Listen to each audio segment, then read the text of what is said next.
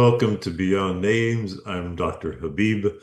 This is a space for spiritual seekers and soulful misfits, for the curious and the committed, for those grounded in the tradition, and for those who are not sure what they believe.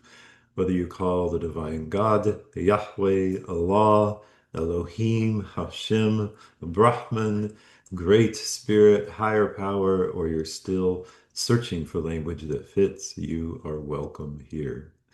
Together, we'll explore the intersection of spirituality and our daily lives, the wisdom of many traditions, and the ways we return to our true selves, to our source, to the light that each of us carry within.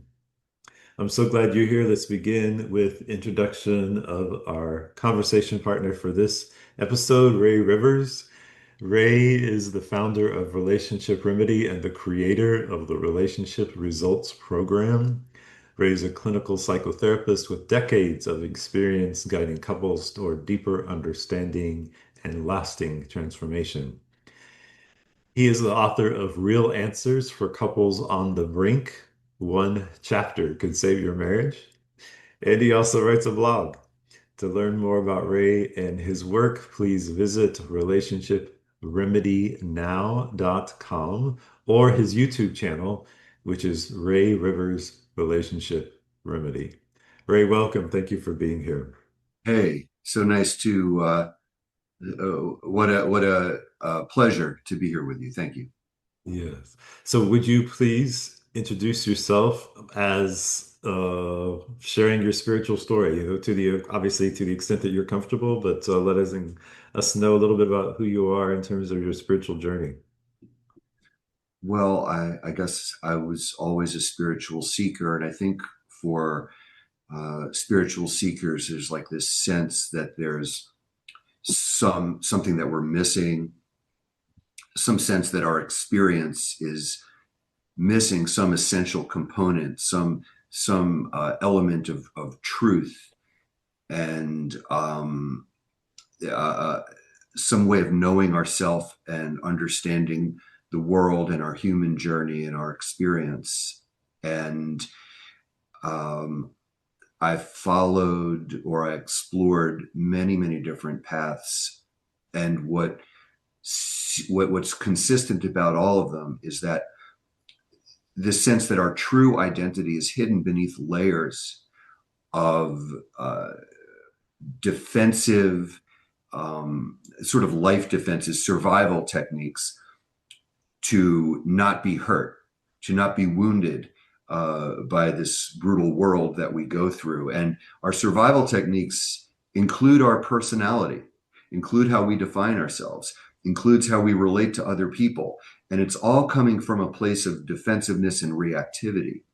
But discovering our true nature sets us free to simply shine our light and to stand strong in our truth and to transform our life journey into one of creativity and possibility and opportunity as we realize our highest potentials that are within us, that we are so much more, we have so much more treasure within us than we are aware of. Like, we define ourselves based on what we internalized from our culture and from our family and from our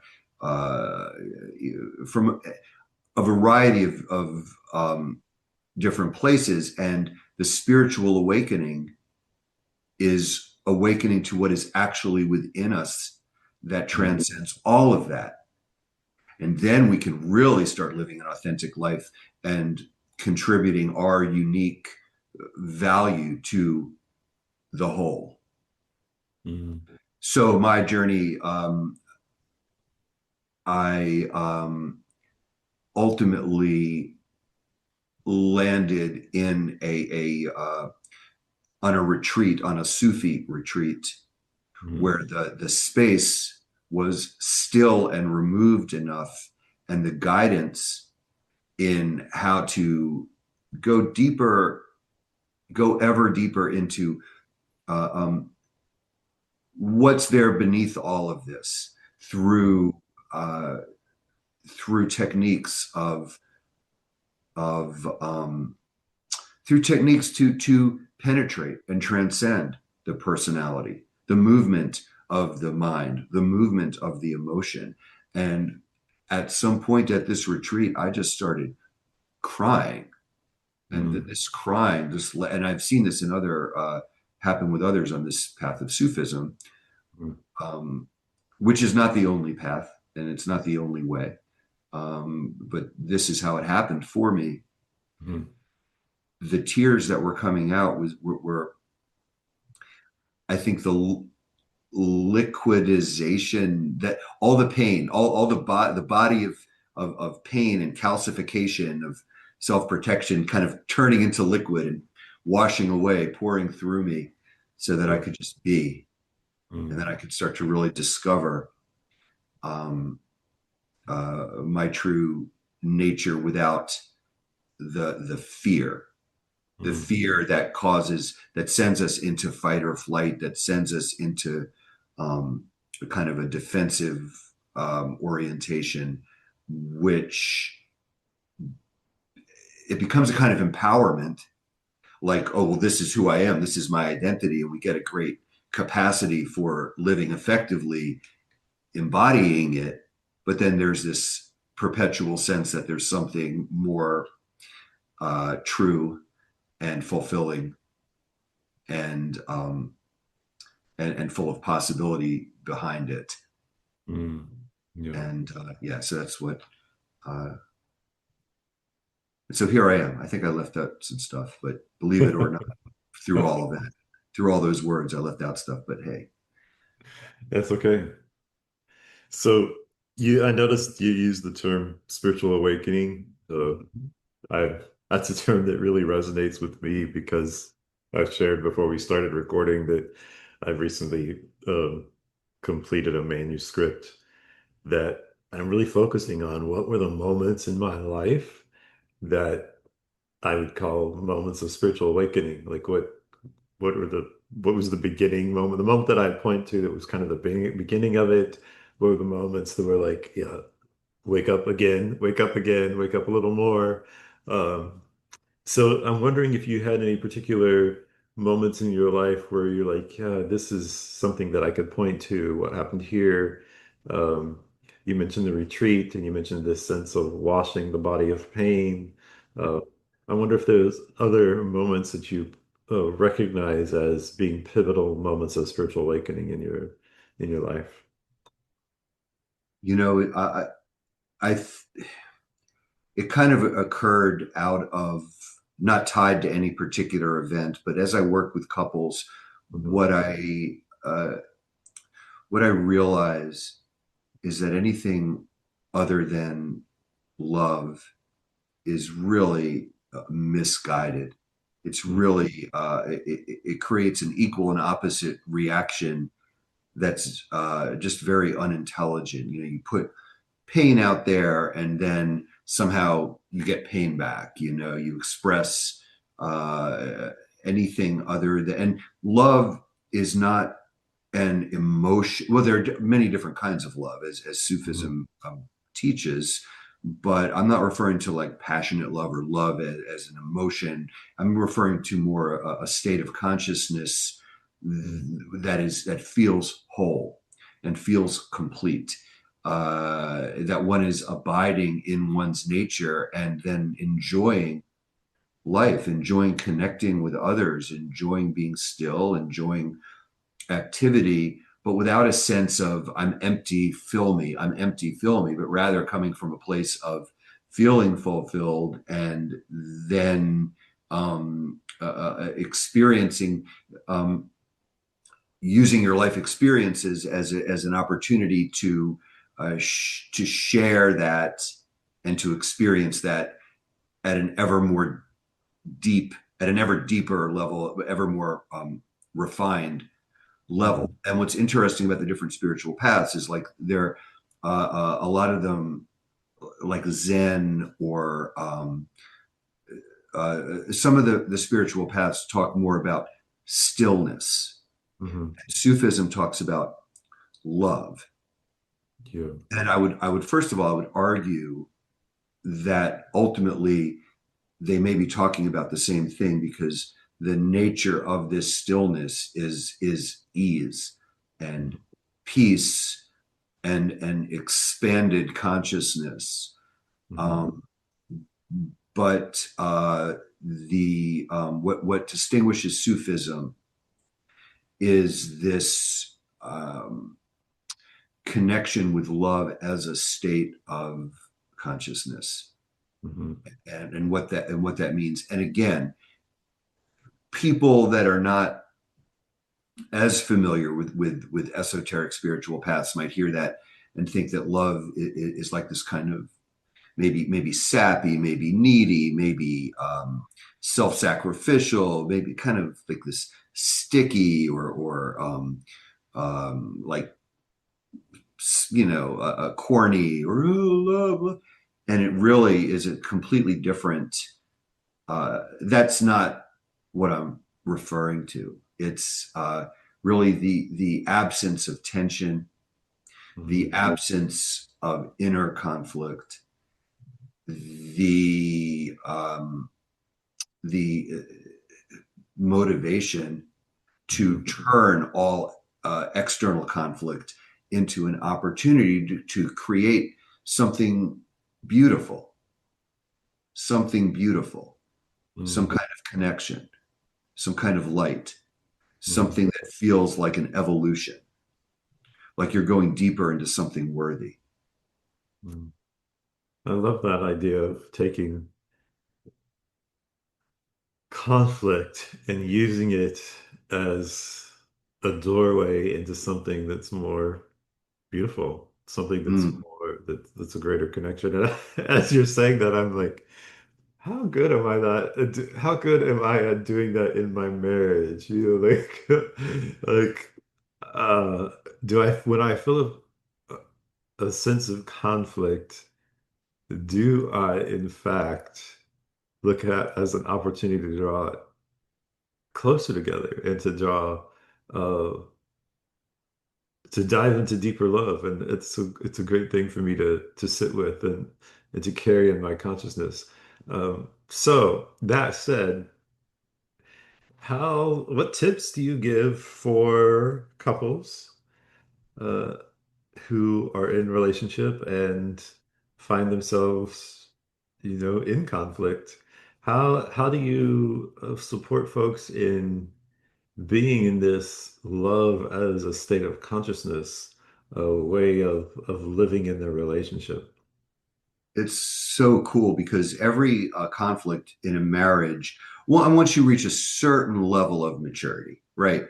I mean, if you're kind of stuck in a very narcissistic or emotionally immature state, then a lot of my advice isn't really going to be too helpful. But if there's a certain level of desire to mature and evolve and create this love and recognizing its value and this sort of intuitive sense that I can do better. We can do better. We're better.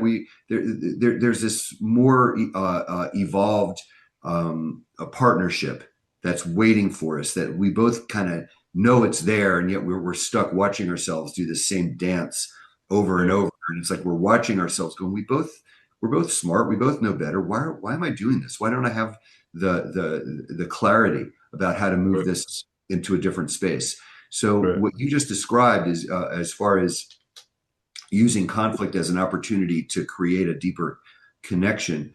When there is this kind of struggle in marriages or in partnerships, it's unresolved um, emotional issues for each partner that really started almost always in childhood. And I know that might sound like a kind of a therapist, oh, yeah, it's all about your childhood.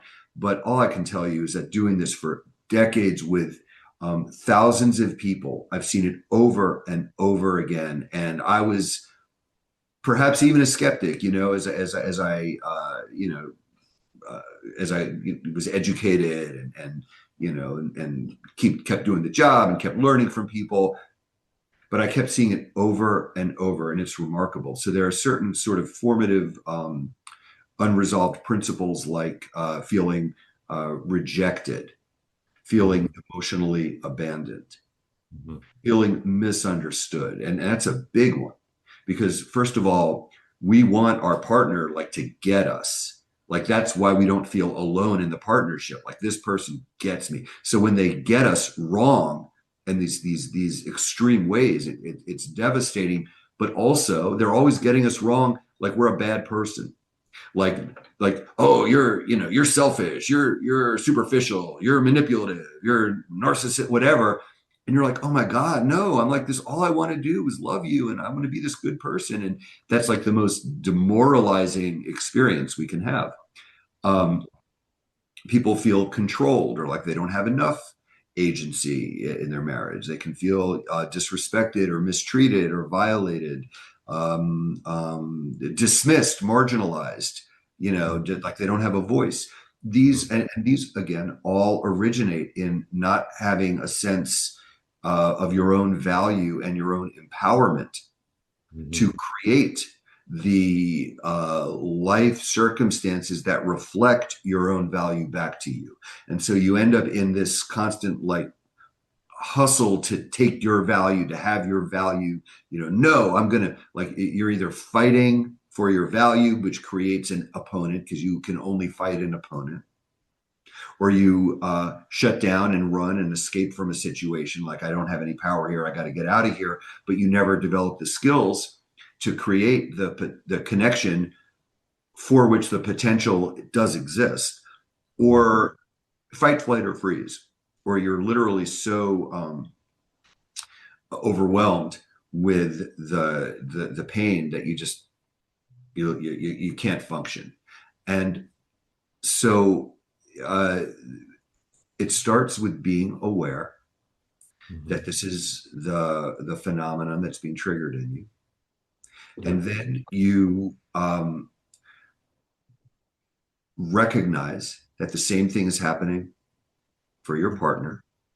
This Yeah. is really hard. It's really hard because we always feel like the victim, the person who is being mistreated. I'm just this innocent person and you're coming at me.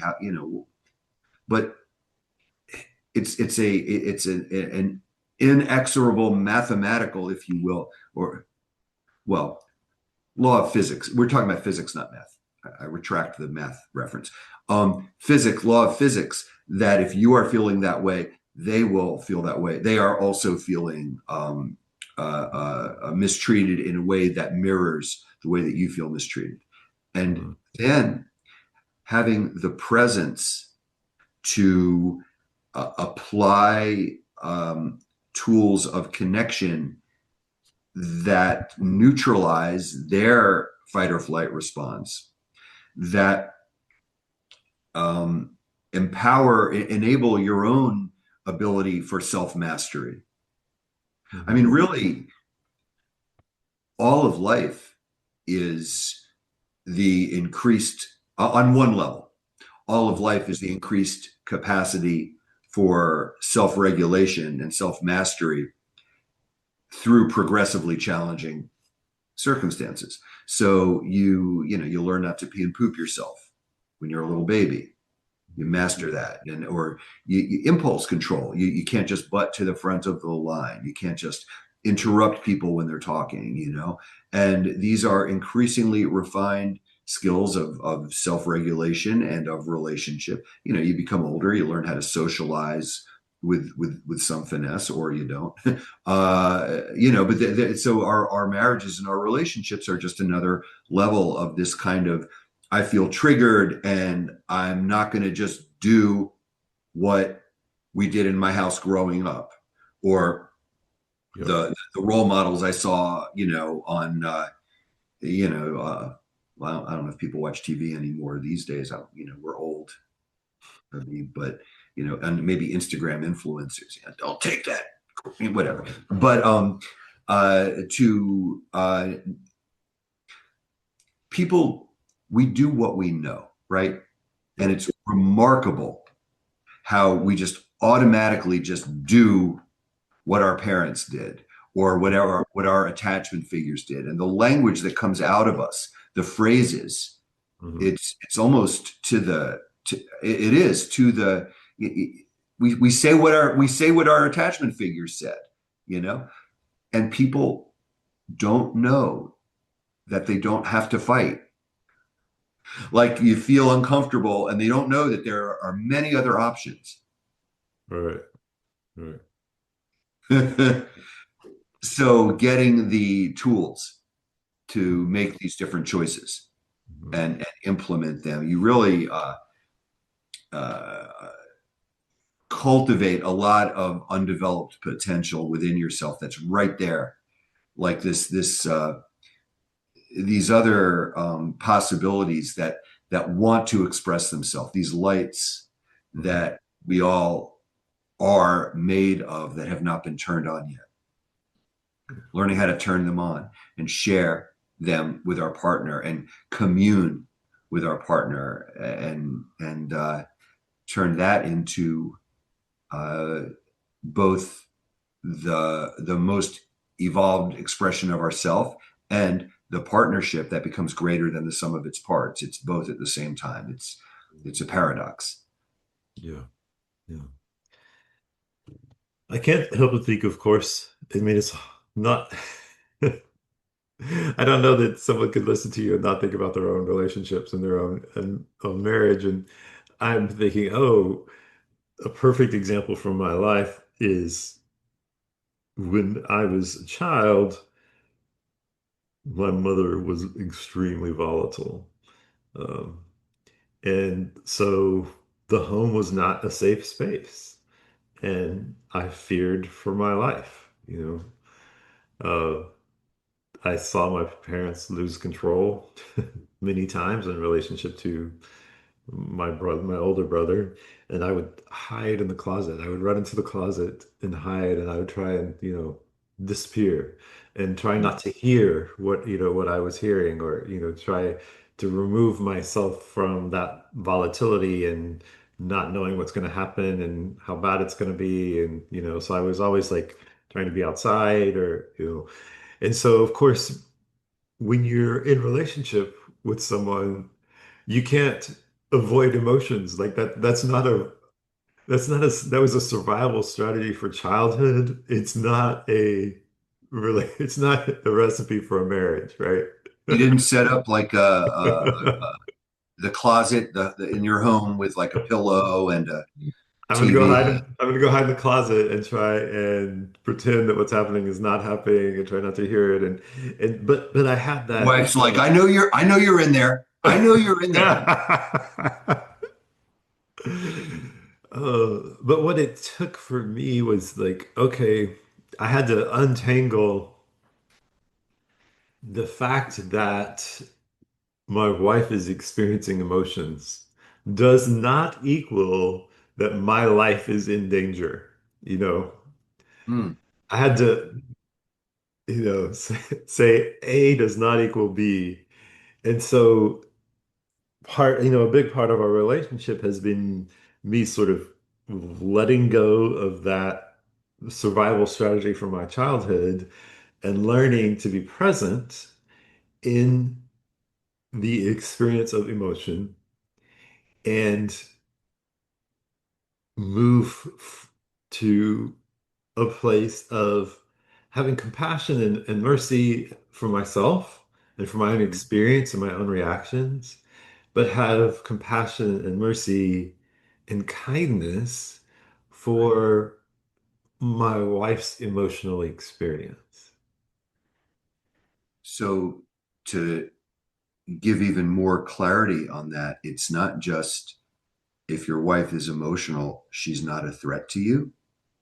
It's if you feel, or me, if I'm Habib, if I feel uncomfortable emotions that are telling me that there's a threat, there's no threat. It's actually just the raw physical discomfort of these habitual emotions that are functioning as a kind of a danger alarm, and learning how to be with these big uncomfortable feelings and change our relationship to them until they dissipate and neutralize, Hmm. which is an organic process that comes from consciousness, from simply putting your attention on them and witnessing them.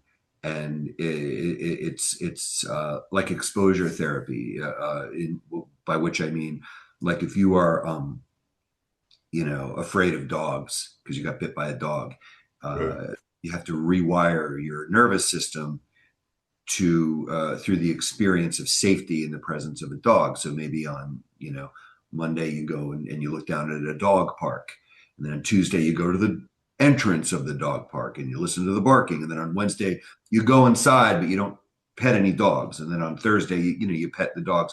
So it's kind of a similar, but eventually, God willing, you retrain your nervous system, and it's a similar kind of thing where you um, experience the uncomfortable feelings, and they are creating an impulse to do what you've always done: to shut down, to run and hide, to fight back, to punch Right. the wall, to go hide in a video game, or this is where addictions start, and anesthetizing oneself in sex, drugs, rock and roll, gambling, food, pornography, whatever, Right. and instead to experience, to actually create that moment of choice where Hmm. you could either uh, um, go in a reactive direction. Right. See, I'm okay. All I have to do, it's so simple. This is the beauty of it. It's You really just don't have to do anything but be fully present with the awareness and start getting curious about what your experience is. Oh, I noticed that my uh, stomach is twisting into knots. My fists and jaw are clenching. My face is getting red. My throat's tight. My heart's beating fast. Whatever. A critical element of this is to notice your breathing, because we tend to stop breathing or breathe very shallowly. Right. And this tells our master biological consciousness, if you will, that we're suffocating. And then that triggers more alarm, Mm. less safety. And so just being aware of that. And then it's really so empowering. I mean, the you're free. The Hmm. moment of freedom comes when you're in that situation where you used to feel total danger, Hmm. and you feel nothing but safety and the inspiration to create love and connection and healing. Hmm. Like, Yeah. this is the moment. But what Yeah. does that look like when we try to create healing? Usually it's like, wait, babe, stop it, come on. It's this other kind of ineffective way of engaging. And I teach powerful and effective ways of engaging, of creating that transformation. Yeah. Um, Yeah. Uh, I can't help but think about the stories. One of the things that my wife and I have grown in a skill set is to identify what story is operating. So like when this happens, this is the story from my childhood. This is like where right. this is the story that I tell myself. So whether it's like, oh, there's no space for me, or you mentioned those examples earlier about, oh, I'm misunderstood or I feel abandoned or, whatever the history that we personally have and how that manifests in these stories that we tell ourselves. And it's been very transformative to say, so this is the story that I've got going, Right. and Right. then for the other person to say, well, this is the story that I've got. When this happens, this is what I've got going. And then we go, oh, so I never understood, that this is what your experience was. And then it's so much easier to just have compassion for what the other person's experience is. But it limits the ability to have the compassion for the other person's experience if you don't actually know what the what that experience is. Yeah, yeah. And we're so sensitive to each other that a lot of times simply the awareness that there is tension in the other person triggers all kinds of unconscious automatic reaction. And um, so you being aware of that tendency within ourselves is our responsibility, and also learning the skill set of communicating, sharing one's truth Mhm. in a more in a way that your partner can receive is another skill set. So there's the internal game, and then there's the communication skill set as well. It's the music that you're making, and uh, turning every challenging interaction, like flipping it into, I'm going to heal this for us, and Mhm. you are safe, and you're reassuring the other that they are safe, getting the very specific language and other energetic techniques Mhm. to make the other one feel, make your partner feel safe, Mhm. are is how you create a new normal, a new level of, a new foundation that you are operating on. Yeah. And taking the time to really hear like what's the other person going through. You know, making time for that because it's so easy to get caught up in our lives, uh, in the busyness. Or the scrolling, what I mean, whatever it is, it's like it's so easy to get distracted or to get overwhelmed or just to have so much busyness that you don't take the time. And to actually take the time to be present with each other and to listen to each other and hear what each other's experience is opens the doorway to greater connection, greater love. Yeah. Yeah, well, that's part of the higher state of consciousness, because what I found in my own marriage is, well, first of all, your marriage is a living system, you know. If it's like the plants, if you don't water them, they're going to die. If you don't give them love and care, they're going to die. Yeah. And if you don't do the same with your marriage, the same will happen. But that makes it seem like something you do out of a sense of duty. I It's just a pleasure. It feels good to make love, to create love, to create a loving environment. That's Yeah. how we're wired. And not again, not in this kind of corny, I love you, honey, I love you too, schmoopy doopy doo. It's not, I'm not talking about that. I'm Yeah. talking about a very grounded and full, whole sense of partnership Hmm. that is its own fulfilling. It's kind of like a pinnacle of the possibility of the human experience, Hmm. where it's at such a level of just abstraction. It's not, okay, if I accomplish this, then I'll feel good and I'll get this reward. If I do, it's just a state of being that is resonant, and that one, when you find another consciousness, a partner that is committed to putting love first always, Mm. Yeah. that's what you're sharing. Yeah. So you're sharing, you share interest. Oh, we like the same music, or this. That's great, and that's wonderful. When you're sharing an awareness of the superficiality Hmm. of the illusion in which we were programmed to live in and cultivate and perfect, and that to surrender all of that and connect in just this space of depth and simplicity, then that is, you don't, it's a joy to stay connected. And so as we get busy, as Mhm. you're saying, as we have all these, responsibilities, et cetera, to always, to never lose that sense of depth and connection is, um, it's like you've won the game. Yeah. You've really won the game.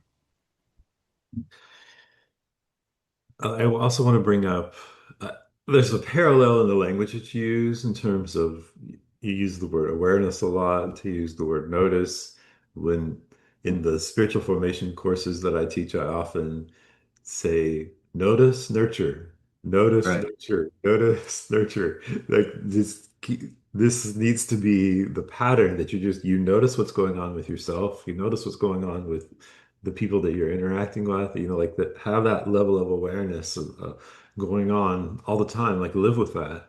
And with that awareness, move to caring for yourself. And I love that idea of putting that depth and connection and commitment to love first, again and again and again, because then the conflicts are opportunities, they're doorways. And So that's the question you always ask. You just want a guiding, North Pole. It's how do we heal this with love? That's all you ever need to ask. yeah, That's all you ever need to do. Whatever's coming up, how do I heal this with love? Or yeah, how do I put love first in this circumstance, in this situation? yes. And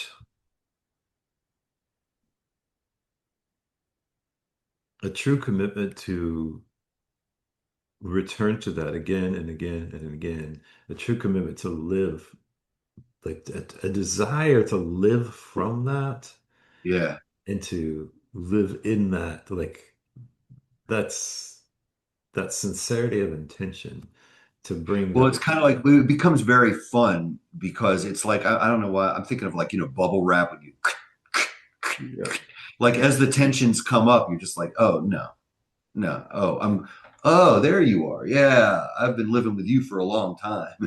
Bye, I'm gonna put love first right now, yeah. I also want to bring up that my ability to do what we're talking about has come through my spiritual practices.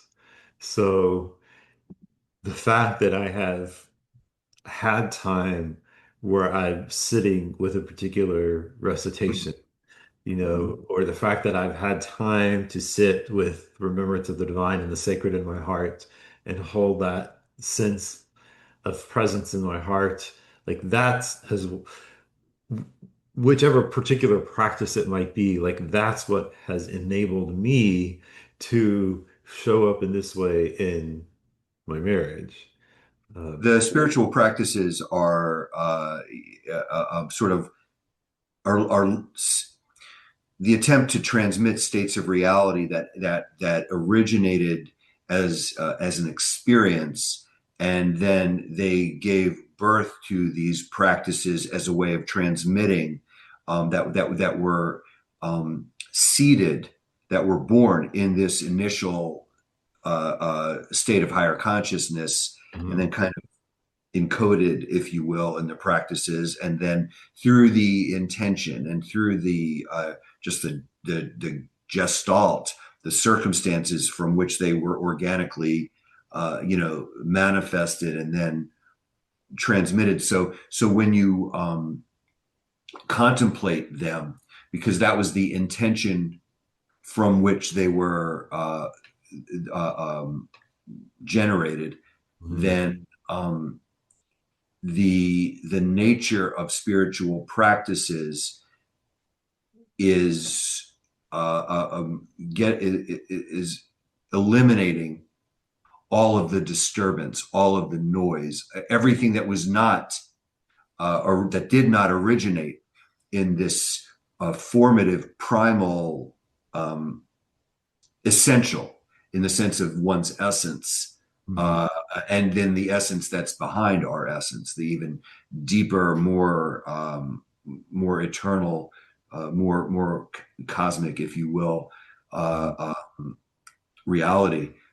Um, so the practices um, clear the room of all the noise, if you will, and allow this organic process. So if you put a seed in the ground, you don't have to force it to grow if it's given the right, soil and sunlight and water. That's what it does. It grows. So our spirit grows when it's not obstructed, occluded by all the distractions and degradations and um, uh, all the stuff that it seems like the game of the human journey is, can we make it through this obstacle course that and not get diverted into Mhm. these other activities that don't go anywhere, but can we stay um, as a being growing, growing, growing, growing, growing, Yeah. which truthfully, so it's kind of what we're doing anyway, but like it's what we were designed to do, except if we do it with consciousness, then that gives our whole life a whole new meaning and a whole new possibility.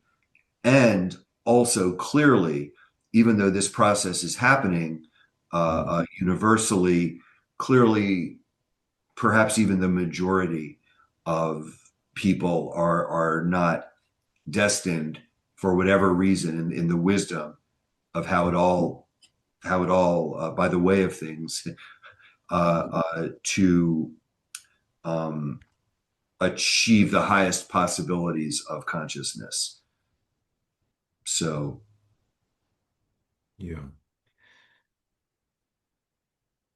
It takes a real sincere effort to, and devotion and renewed commitment again and again, whether, and that applies to both the spiritual journey, but also to the marriage, the relationship. It's not as if we can say, oh, I'm going to put love first today and it's going to last for the rest, the rest of our time. It's like, no, in both cases, whether it's the journey or the marriage or in any relationship, we have to have that commitment again and again. We have to renew that commitment over and over and over and over.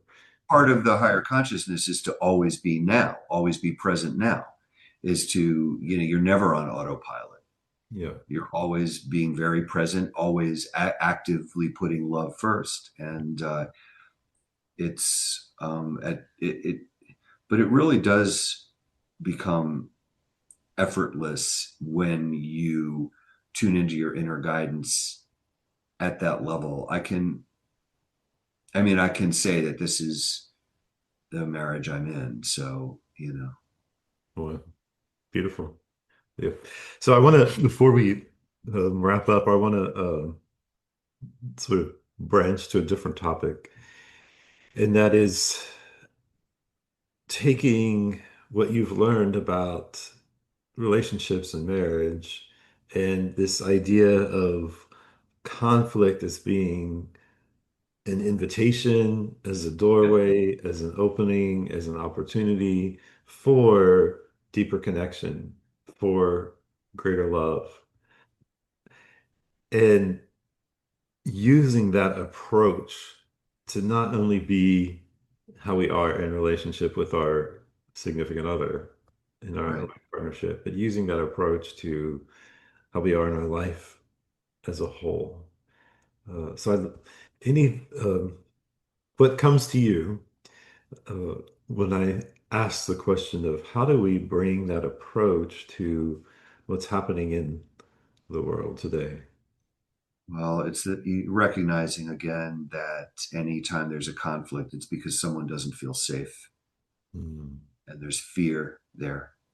And so, um, and there's a lot of voices you know, uh, forget peace. It's not about peace. It's about power, and like somehow you're a victim if you're not creating a fight. And that I feel like what you and I are discussing is a more is just as powerful and just as effective, and ultimately, and one is destructive and the other is creative, and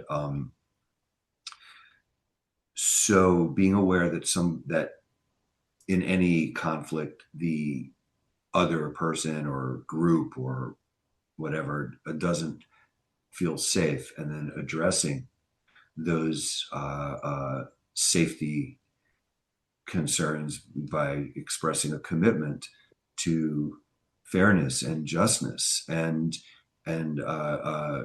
collaboration that respects them. Mhm. And so you kind of can't apply this if you're not actually prepared to honor them, to honor your partner as you want to be, your opponent, whatever we're talking about here, Mhm. as you want to be honored, as you want to be respected and cared for, and treated. So, uh, but if you recognize that is the opportunity, Mhm. then every collaboration in love and good faith becomes greater than the sum of its parts, becomes can create miracles, Mhm. new realities, new possibilities that are truly inspired, and that create the. So it's kind of like once you climb to the top of one mountain, you can see other possibilities from this higher vantage point that you couldn't see before you climbed to the top of that mountain. So Yeah. keep ascending. Yeah. I can't help but think of the people who are operating with a different approach to their lives and a different value set. Um, so does everything that you just said apply in that situation too? Well, it on one level, it's kind of how we're all programmed, and on another level, by the way of things, uh, uh, you have to be with what is. I think that there's more possibility uh, than we are aware to Hmm. apply these kinds of things in that these this approach, orientation, philosophy, etc., can be more powerful and effective generally than we might think.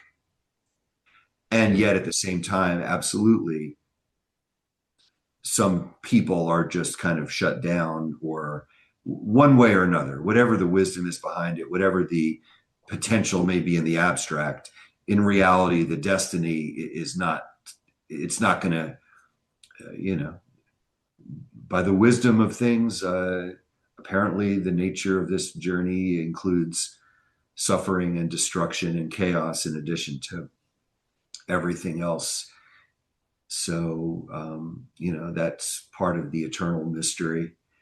Yeah. Yeah. But it doesn't. But I think our task is always to move forward as evolving, growing, and more deeply loving, and that does open up possibilities always as we move forward into this, ultimately Yes. incredible mystery, really. And perhaps there's a tipping point in terms of the larger collective. If each individual or increasingly more individuals are choosing to put love first, are choosing to recognize in themselves and others when there's a lack of safety or there's fear, and choosing to use that as a way of bringing healing and bringing connection as opposed to bringing separation. As you said, creativity versus destruction. So, as a way of bringing Well, you started to say Well, no, something. well, part of putting love first is just not making someone your enemy. Right. And the way you don't make someone your enemy is so, people tend to get, unless they're just dark for whatever reason, that's the role they were given. People tend to, on opposite sides of issues, feel like they're standing up for the right thing. No, I'm standing up for values. I'm standing up for truth. No. I'm standing up for truth. What you're saying is not true. That, Yeah. and so to start honoring, or for morality, integrity, these virtues, these values, and to start to create a connection by recognizing and honoring that, in the sense of, I see that integrity is so important to you, as it should be, and to me too, in one way or another. What we both want is this integrity. Let's figure this out. Like, what is let's figure out, isn't it, with curiosity and exploration, isn't it, um I have no, I don't want to win anything. I want to know what the highest truth is and Mhm. serve that, as do you. So isn't it interesting that we have this completely different sense at the moment of what that is? And let's figure this out together, because I recognize, how committed you are to virtue and to truth. Like that would be sort of a general, Yeah. way of establishing a connection. Yeah. I can't help but thinking of the do unto others as you would have done to you. Indeed, of Yeah. course, Yeah. Yeah. indeed. Well, thank you so much for this conversation. May we all choose over and over and over again to put love first. To, Awesome. yeah. Indeed. Amen. To choose to look at the conflicts that come up in ourselves and our personal relationships, but also in the larger world, that we would approach those conflicts as an opportunity to grow in connection, an opportunity to grow in kindness and compassion and mercy and love. And to shine our lights ever brighter. And yes, and to shine our Get light. out of our own way so our lights can shine. Exactly. Well, Ray, thanks again for the great conversation. And thank you to all listeners for joining us on Beyond Names. Before you go, briefly, if you would just pause and take a moment to take a breath and sit with what stays with you from this conversation.